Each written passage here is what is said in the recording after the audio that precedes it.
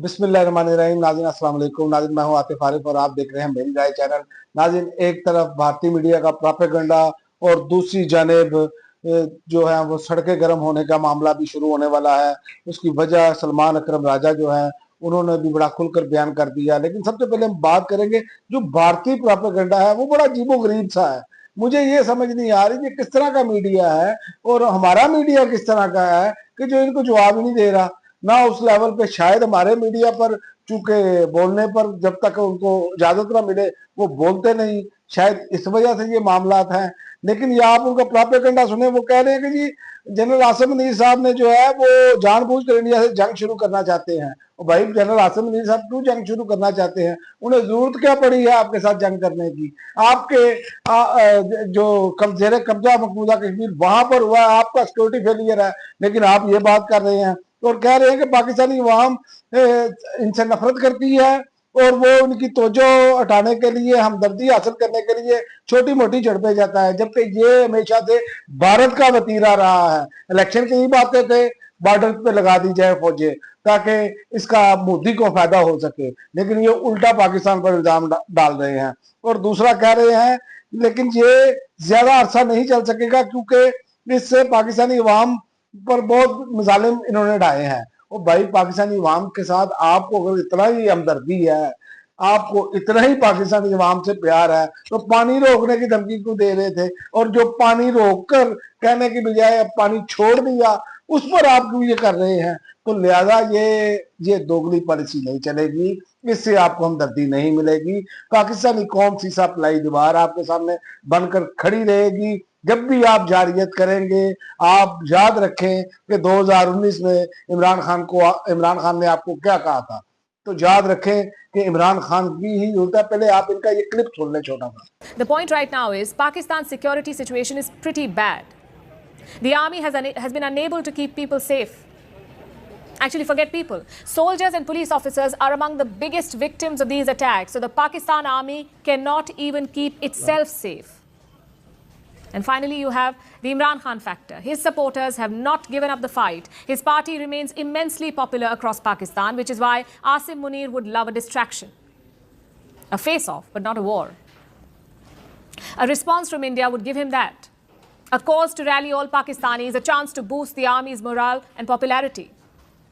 But will आपने इनका clip सुना तो आप इनकी जो अंदर का बुग़्ज़ है उसी से अंदाजा लगा लें कि ये किस लेवल पर जाकर सोचते हैं। और दूसरा सलमान अकरम राजा जो हैं वो इस टाइम जो है वो सामने आने के लिए तैयार हैं।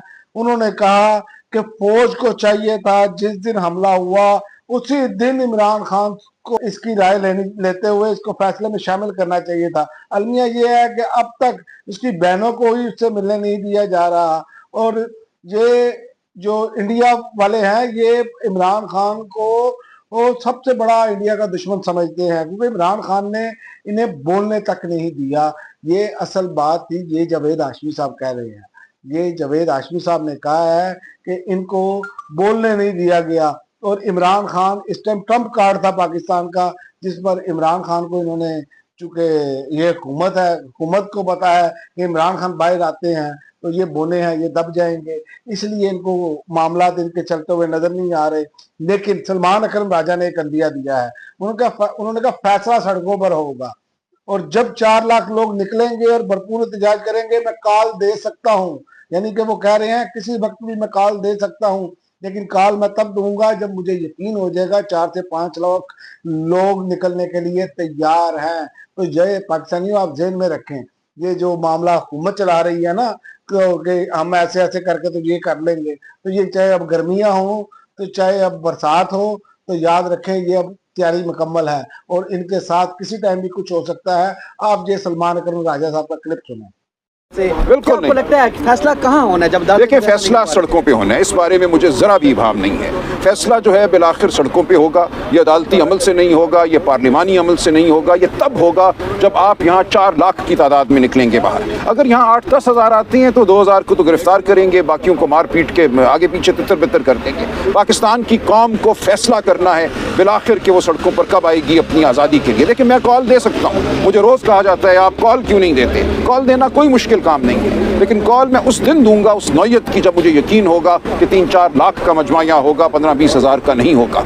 ये अब आपका फ़र्ज़ है, ये पाकिस्तान के हर फर्द का फ़र्ज़ है कि वो बाहर निकलने की तैयारी करे। जो भी आपके सामने मुश्किल है उसको अबूर करे। ये काम सिर्फ सियासी वर्करों का नहीं है जो बसों में आती हैं 30-40 सर MPA ले आए, वो आएंगे और वो बहुत कमिटेड लोग हैं। उनकी जो जद्दोजहद है उसको मैं सलाम पेश करता हूँ। हमारे सियासी वर्कर्स ने जो जबर सहा है, जो जुल्म सहा है, वो उसकी कोई मिसाल नहीं मिलती। इसके बावजूद वो खड़े हैं, वो तवाना खड़े हैं, लेकिन उन पर कितना बोझ डाला जा सकता है। ये पूरी कौम का बोझ है जो कौम को उठाना है। सलमान अकरम राजा साहब का क्लिप सुना, आपको यहीं से अंदाजा हो जाना चाहिए हो क्या रहा है। फिर मैं आता हूँ भारत की बात पर कि भारत जो कर रहा है, भारत का जो असल प्लान है, असल मकसद है, वो पाकिस्तान को आलमी सतह पर बदनाम करना है। वो हमेशा से ऐसे ही करते आए हैं और याद रखें कि उनकी वो सारी चीजें एक्सपोज हो चुकी हैं, लेकिन वो अपनी लॉबिंग बड़ी मजबूत करते हैं।